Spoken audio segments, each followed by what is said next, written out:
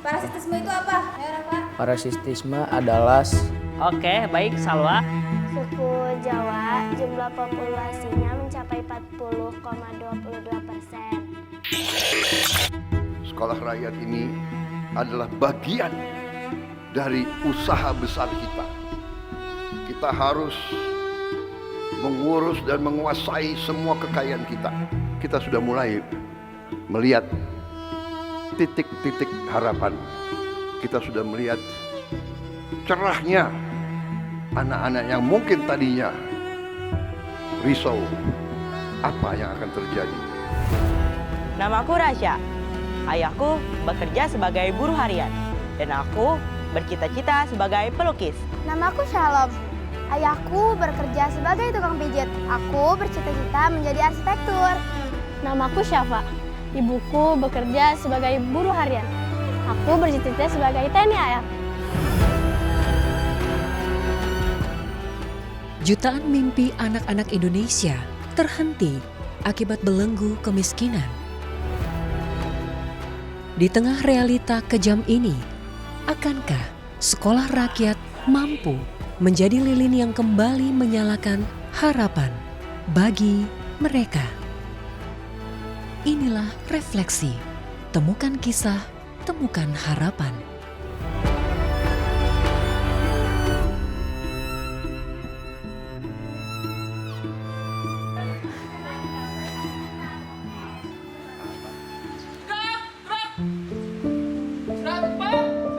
Selamat berhari raya di rumah. Jangan lupa selama di rumah kalian tetap harus menjaga kebiasaan yang sudah ditanamkan di sekolah. Ini adalah hari yang ditunggu oleh para siswa di Sekolah Rakyat Menengah Pertama 10 Bogor. Rafa salah satunya. Keluarganya datang menjemputnya untuk berlibur dan pulang ke rumah.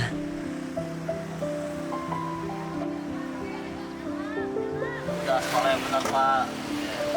Buat masa depan buat kamu juga kok. Udah gedenya bukan buat saya. Udah sampai kayak ayah ntar udah gedenya. Tarik angkot, susah nyari duit. Pokoknya kamu yang benar. Ya angkat tuh adik orang tua.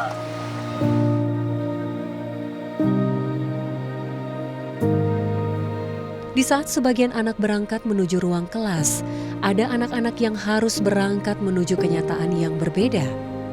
Bukan karena mereka tidak ingin sekolah, melainkan karena hidup meminta mereka memahami sesuatu yang terlalu berat di usia mereka, tentang kemiskinan. Di antara jutaan anak Indonesia yang tumbuh dalam keterbatasan, ada Rafa dan ada Salwa, dua anak yang hampir kehilangan kesempatan untuk mengubah masa depannya. Di bawah atap kontrakan sederhana, Rafa tinggal bersama orang tua, paman, bibi, dan adik-adiknya. Beban ekonomi diwariskan terlalu dini padanya. Rafa harus berperan sebagai tulang punggung keluarga. Ia dipaksa memahami bahwa hidup tak selalu memberi pilihan yang mudah.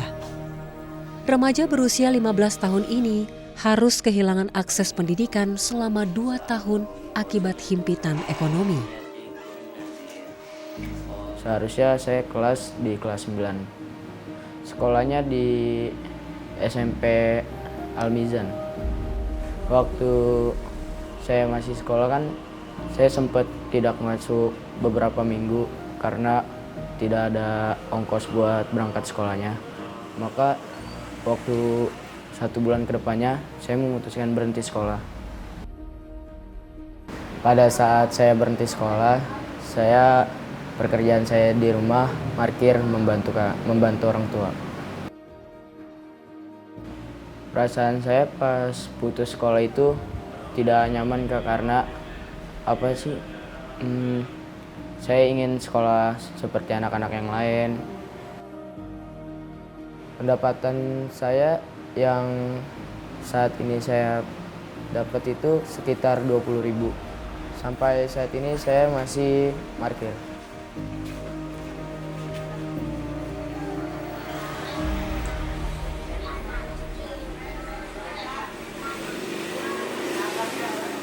Kondisi keluarga saya saat ini, saya hanya sebagai ibu rumah tangga aja di rumah. Ayahnya Rafa hanya sebagai kerja serabutan, kadang nyupir, supir angkot, kadang apa aja sih yang dikerjain. Kamu pulang kapan lagi ke SR? Hari Jumat Jam? jam 6. Ada tugas gak dari sekolah? Nggak ada. Ya udah, nanti hari Jumat balik lagi sama ibu ya, sana. Ya itu kesepakatan dari kita berdua orang tua untuk memberhentikan Rafa, karena di waktu itu saya mendaftarkan anak saya Rafa itu sekolah swasta yang dimana harus ada yang dikeluarkan biaya. Yang saya berat itu untuk uang harian transport dia sehari-hari. Itu harus ya lumayan lah memakan biaya agak lumayan. Terus belum lagi kayak untuk pembayaran buku, terus seragam juga harus ada yang dibayar ya, untuk biaya untuk bayar sekolah kayak SPP, seragam itu kan namanya swasta harus bayar ya, jadinya kita nggak bisa bayar. Bagi keluarga Rafa, menghentikan sekolah adalah keputusan yang menyakitkan.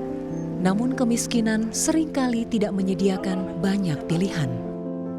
Ya dibilang sempet sedih mah sedih banget ya, orang tua mana yang nggak sedih gitu kan ngelihat teman-temannya dia itu sepantaran anak saya duduk dengan baik di sekolah, punya seragam, pulang sekolah ada temennya, sedangkan teman-teman dia juga kan pada sekolah semua.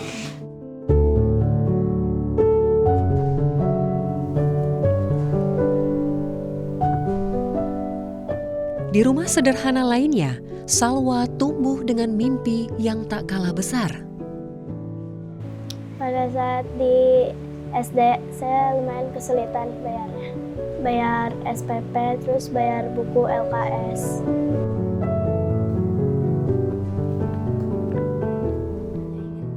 Orang tua saya mengeluarkan uang untuk bayar SPP, baju, sama LKS. Untuk seragam, kita nyari. Kadang aku suka dikasih rok sama tetangga. Jadinya aku cuma beli baju, gak beli roknya. Saat ini aku masih suka sih bantu-bantu orang tua, apalagi bantu mama. Soalnya aku suka anak kecil. Sudah 26 tahun rumah kontrakan ini menjadi tempat tinggal keluarga Salwa. Sang ayah harus bekerja merantau sebagai kuli bangunan. Waalaikumsalam. Mau masak? Ayo masuk. Kondisi keluarga sehari-hari sama ekonominya ya tergantung pendapatan. Saya kalau misalnya ada yang nyuruh gitu ya Kak ya. Nah, kalau suami kalau nggak ada yang ngebangun rumah gitu, kalau nggak nganggur juga. Jadi kondisinya ya begitu. Kalau saya pendapatannya nggak tentu Kak. Karena kan kalau disuruh ngomong misalnya sehari dikasih misalnya 70, 50 gitu. Pada mau belajar apa hari ini? Udah sampai IKA berapa? 5. Kalau dari SD-nya MI swasta. Kalau kesulitan nggak terlalu kesulitan ya Kak. Soalnya kan kalau SD belum banyak biayanya ya. Ya, terus kalau kakaknya kan udah masuk SMA nih, nah itu rada beratnya sekolahin anak 2. Kalau SD, beli buku, seragam, kayak gitu, beli LKS, bayar semesternya gitu. Salwa itu kalau di waktu di SD itu dia pinter kayak puisi, terus pidato, Qur'annya pinter, terus dari segi pelajarannya ya alhamdulillah juara 2, juara 3. Kemiskinan membuat masa kecil mereka berbeda. Namun ada satu hal yang tetap mereka jaga. Harapan.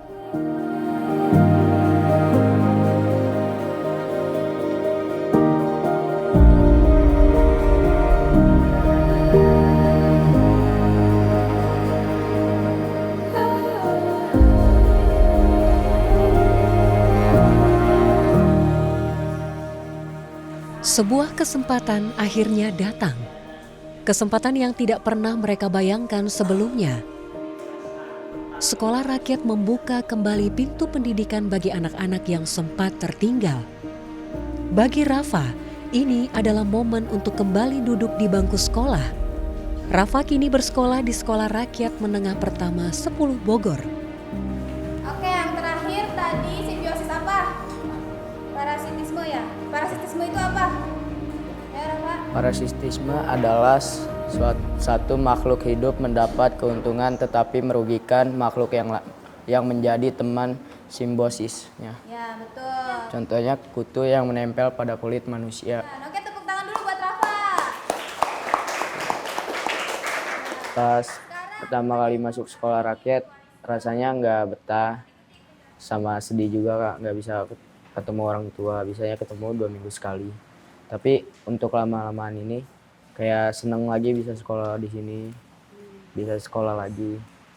Yang diberikan pada Sekolah Rakyat itu banyak Kak, kayak dari peralatan kita mandi, fasilitas yang enak, nah terus sama buat peralatan sekolah, baju. Kalau di asrama kemandiriannya itu seperti nyuci sendiri, mau bikin makan sendiri. Kan biasanya kalau di rumah dibikinin sama orang tua. Kalau di sini kita juga kan melipat pakaian sendiri. Waktu itu ada tetangga saya yang mengusulkan untuk Rafa sekolah kembali. Awalnya sih saya masih mikir-mikir ya, karena kan kita mikir untuk biaya sekolah ke depannya. Dan ternyata saya tanya Rafanya juga mau sekolah lagi. Bagi Salwa, kesempatan ini berarti ruang untuk bertumbuh, ruang untuk fokus pada apa yang selama ini hampir hilang, mimpinya. Waktu dengar itu awal-awalnya sedih, tapi waktu diceritain gimana isinya Sekolah Rakyat itu aku jadi malah punya keinginan buat masuk. Di sini tuh teman-temannya baik, terus semua kebutuhan juga terfasilitasi. Fasilitas yang saya dapat itu ada kasur, alat mandi, lemari, laptop, banyak.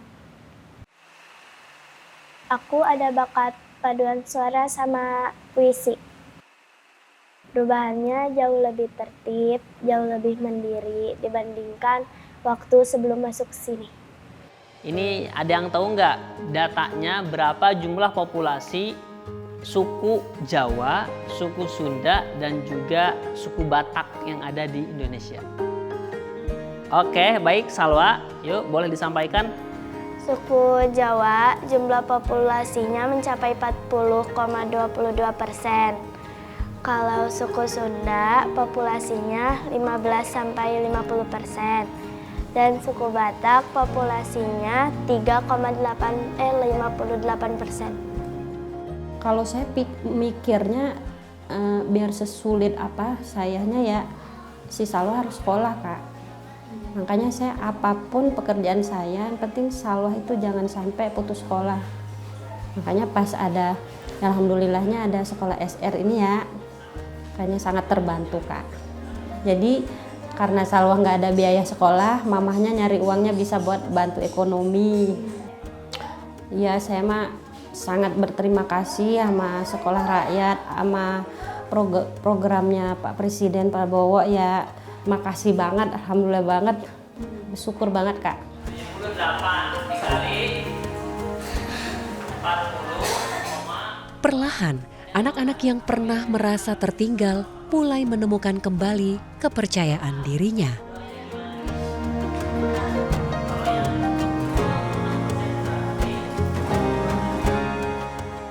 Di Indonesia, hingga 2026, terdapat 3,9 juta anak tidak sekolah.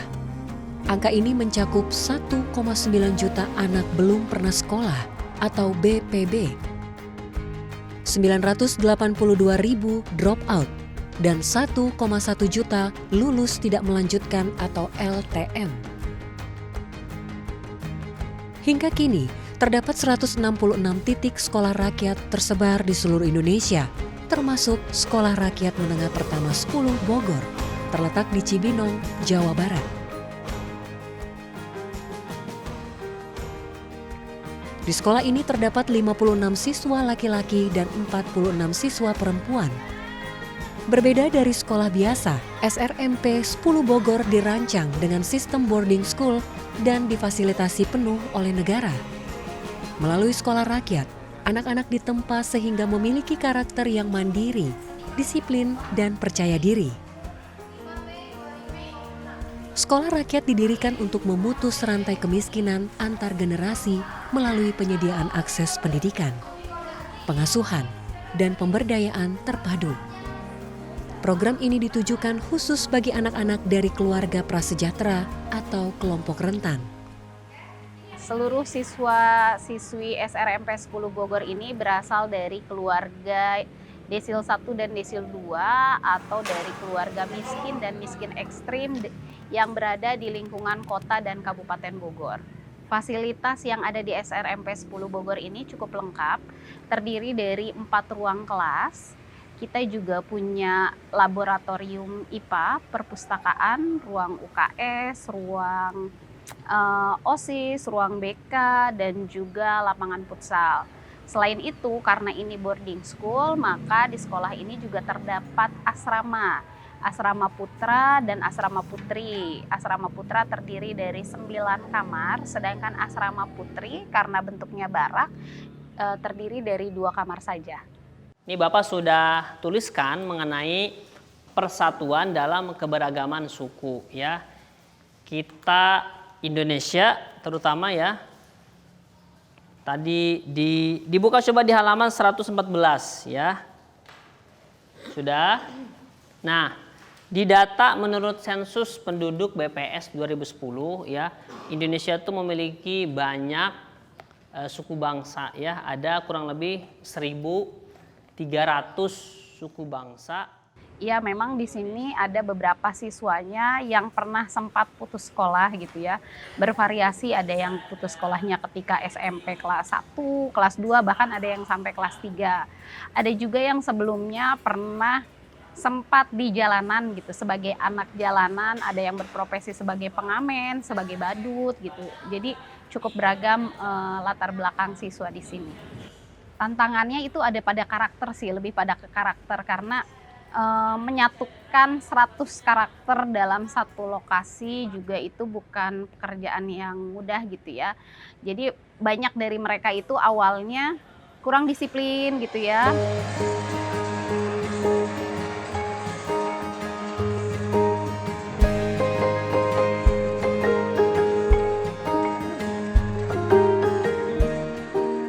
Lebih ke penanaman nilai karakter dulu, bagaimana membangun kebiasaan-kebiasaan kecil yang membuat mereka itu jadi lebih disiplin, lebih memiliki sopan santun gitu, bagaimana saling menghargai antar teman, menghargai orang yang lebih dewasa, seperti itu. Sekarang sudah terlihat perubahan karakter dari anak-anak ya. Awalnya saya juga menghadapi sedikit masalah gitu ya untuk anak bisa tidur satu tempat tidur sendiri. Karena kebanyakan dari mereka itu tidak punya kamar sebelumnya yang tidurnya itu bareng-bareng dengan anggota keluarga yang lain. Sejauh ini sudah cukup banyak bakat-bakat yang dimiliki, yang sudah menonjol gitu ya, dimiliki oleh siswa-siswi SRMP 10 Bogor. Di antaranya banyak dari mereka yang sudah terpilih jadi tim paduan suaranya Kemensos. Selain dari tarik suara, ada juga yang berbakat dalam bidang tari, dalam bidang puisi, ada juga yang dalam bidang olahraga seperti futsal, bulu tangkis gitu. Terima kasih banyak untuk sekolah rakyat. Dengan adanya sekolah rakyat, anak saya tidak pernah ketinggalan dengan pendidikannya.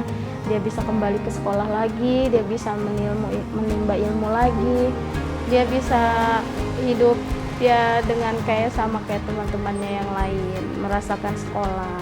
Jadi saya nggak terlalu mengurangi rasa kesedihan saya dan kekecewaan saya lah.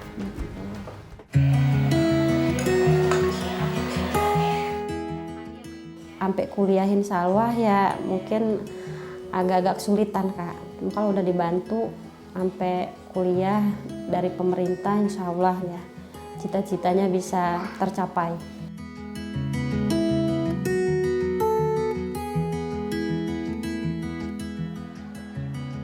Tak semua anak lahir dengan garis start yang sama. Namun setiap anak berhak memperoleh kesempatan yang sama. Kesempatan untuk belajar, kesempatan untuk bermimpi, kesempatan untuk mengubah nasibnya. Dan dari tempat inilah perjalanan itu dimulai.